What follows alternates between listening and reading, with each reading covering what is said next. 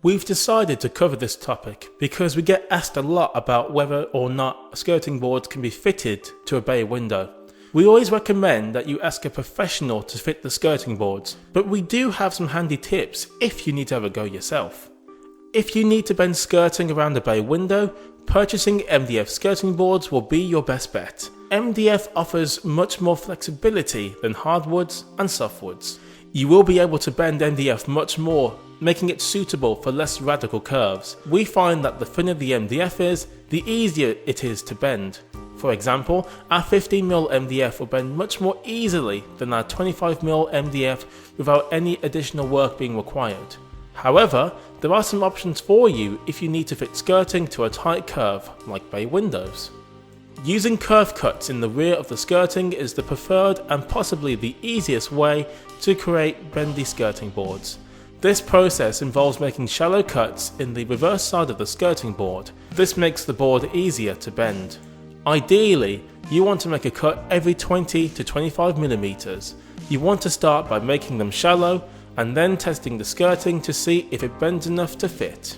If not, you can repeat the process and make each cut slightly deeper. You can also try adding in more cuts, which will help the board bend further. But don't overdo it, as this can weaken the board, leading to breakages. We must also warn you, this is not an easy task. It is very labour intensive. Also, every piece of wood is slightly different to the next one.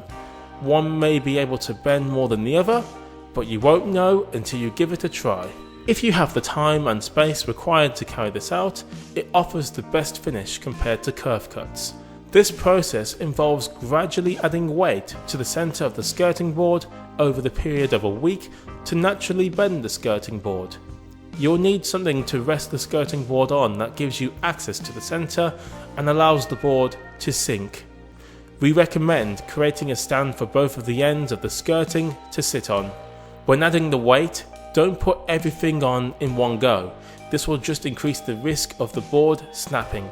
For instance, you could use a bucket to sit on the centre of the skirting. You could then add water or sand to the bucket in gradual amounts every day. This will force the middle of the skirting board to curve. As you add weight, the curve will increase, and because you are doing this over a period of a week, the board should maintain its shape. You can continue until the required curve is achieved, but don't push it. All wood will have its limit, so take care and proceed slowly. If you are not comfortable with the advice given so far, you could do away with having to try and bend skirting around the bay window. Instead, you could opt for window seat. These have grown in popularity over the years. If you choose to go down this option, you won't need to bend the skirting. Because the window seat will be built level with inside the wall, the skirting board will run straight across the front.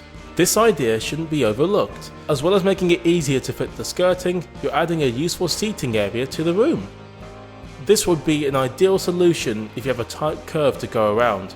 The downside to this option is that Bendywood is a lot more expensive than the MDF equivalent, and because most people won't need a lot of it, it can normally be ruled out. That being said, Bendywood will do its job nicely, and if you're prepared to pay for the premium, it might be worth it. And that concludes our video. Hopefully you found it useful and insightful, and until next time, we will see you in our next video.